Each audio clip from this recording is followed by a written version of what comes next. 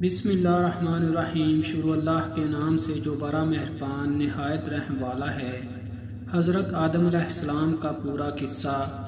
جب انسان نے پہل اس زمین پر قدم رکھا تو اللہ نے انسان کو دنیا میں بھیجنے سے پہلے انسان کے زندہ رہنے کے لیے تمام سامان پیدا فرمایا۔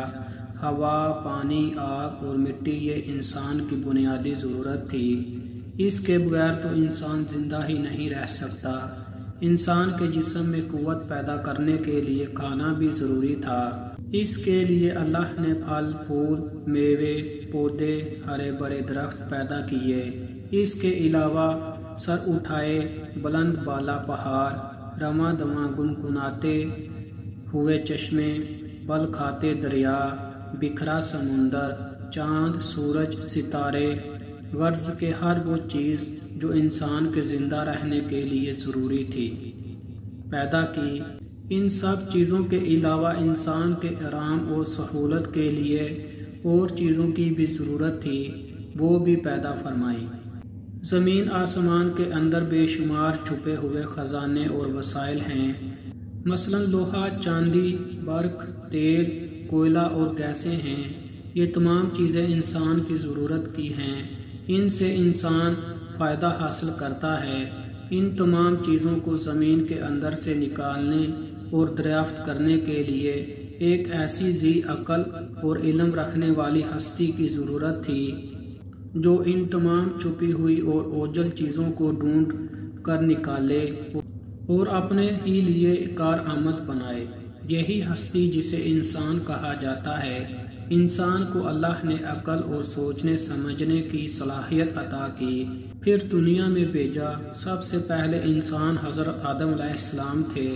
انسان کی نسل حضرت آدم علیہ السلام سے چلی اور تمام انسان حضرت آدم علیہ السلام کی اولاد ہیں۔ اللہ تعالیٰ نے حضرت آدم علیہ السلام کو پیدا کرنے کے لیے ارادہ ظاہر کیا اور فرشتوں سے کہا، میں زمین پر اپنا خلیفہ بنانے والا ہوں۔ اس پر فرشتوں نے اعتراض کیا اور کہا، کیا آپ زمین پر انسان کو پیدا کرنے والے ہیں؟ انسان تو زمین پر فساد برپا کرے گا اور خون بہائے گا۔ ہم تو تیری پاکی بیان کرتے ہیں اور تیرا شکر بجا لاتے ہیں، کیا ہم عبادت کے لیے کافی نہیں ہیں؟ اللہ نے فرمایا، جو میں جانتا ہوں وہ تم نہیں جانتے۔ پھر اللہ نے خود اپنے ہاتھوں سے حضرت آدم علیہ السلام کا پتلا بنایا، پھر اسے سنوارا اور اسے مناسب شکل دی۔ اس کے جسم کا ہر حصہ خوبصورتی کے ساتھ بنایا۔ پھر اس مٹی کے پتلے میں اللہ نے اپنی روح پھونکی۔ پھر اللہ نے فرشتوں سے پوچھا کہ چیزوں کے نام بتاؤ اگر تم سچے ہو۔ فرشتوں نے جواب دیا، ہم نہیں جانتے، سب سے زیادہ تو آپ جاننے والے ہیں۔ ہم کو تو بس اتنا ہی علم ہے جو آپ نے ہم کو سکھایا ہے۔ آپ بڑے علم اور برکت والے ہیں۔ اللہ نے آدم سے کہا، اے آدم، ان فرشتوں کو ان چیزوں کے نام بتاؤ۔ اللہ نے آدم کو تمام چیزوں کے نام بتا دیے تو آدم کے علم میں تمام باتیں آ گئیں۔ آدم نے ان چیزوں کے نام بتا دیے تو اللہ نے فرشتوں سے کہا، کیا میں تم سے نہیں کہتا تھا کہ میں آسمانوں اور زمینوں کے اندر کی سب پوشیدہ باتوں کو جانتا ہوں، اور جو کچھ تم ظاہر کرتے ہو اور چھپاتے ہو سب کا علم رکھتا ہوں۔ اللہ تعالیٰ نے فرشتوں سے کہا کہ آدم کو سجدہ کرو۔ تم فرشتوں نے آدم کو سجدہ کیا، لیکن ابلیس نے سجدہ کرنے سے انکار کر دیا۔ تجھے کس چیز نے سجدہ کرنے سے روکا جب کہ میں نے تجھے حکم دیا تھا؟ اللہ نے پوچھا۔ ابلیس نے کہا کہ آپ نے انسان کو مٹی سے بنایا اور مجھے آگ سے پیدا کیا۔ ابلیس کے معنی مایوس اور نا امید ہونا۔ اس لیے کہا گیا کہ جو شخص اللہ سے نا امید ہوتا ہے وہ ابلیس کے تابع ہوتا ہے۔ جو لوگ ابلیس اور شیطان کے بہکاوے میں آ جاتے ہیں وہ پشت ہمت ہوتے ہیں، جو فرائض ان کے ذمہ ہوتے ہیں وہ ادا نہیں کرتے اور ذلیل و خوار ہوتے ہیں۔ جب ابلیس نے سجدہ کرنے سے انکار کیا تو اللہ نے فرمایا، تو آسمان سے اتر، تو نے تکبر کیا، تو ذلیل و خوار ہوا۔ ابلیس نے کہا کہ مجھے قیامت کے دن تک مہلت دیجیے۔ اس پر اللہ نے فرمایا تجھے مہلت دی گئی۔ ابلیس نے کہا میں تیرے بندوں کو گمراہ کروں گا اور ہر طرف سے ان کو گھیرے میں رکھوں گا، وہ تیرا شکر بھی نہیں کریں گے۔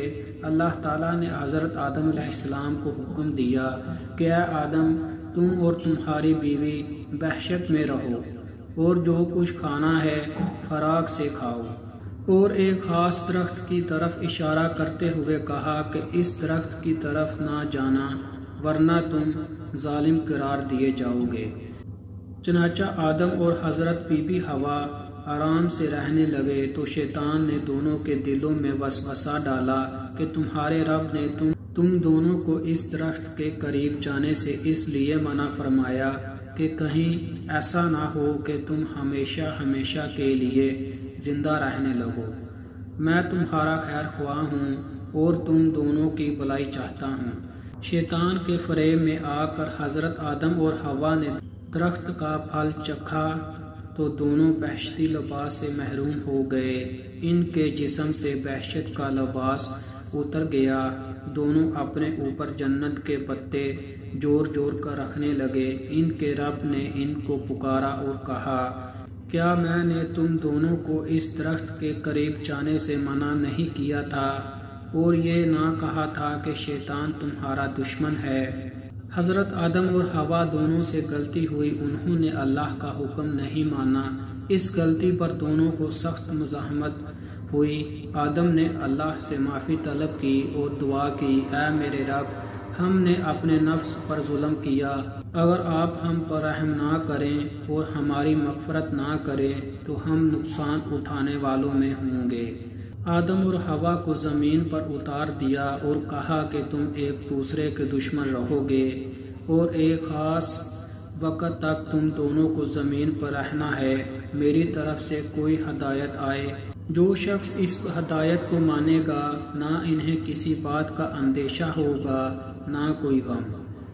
جو میری نصیحت سے منہ موڑے گا اس کے لیے دنیا میں زندگی تنگ ہوگی اور قیامت کے روز اس کو اندھا اٹھائیں گے۔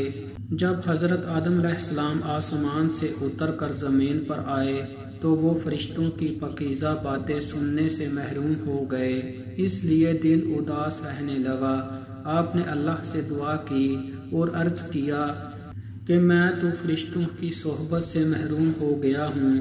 اس پر اللہ نے فرمایا آپ مکہ معظمہ جائیں، وہاں میرا گھر تعمیر کریں، اس کا طواف کریں اور نماز پڑھیں۔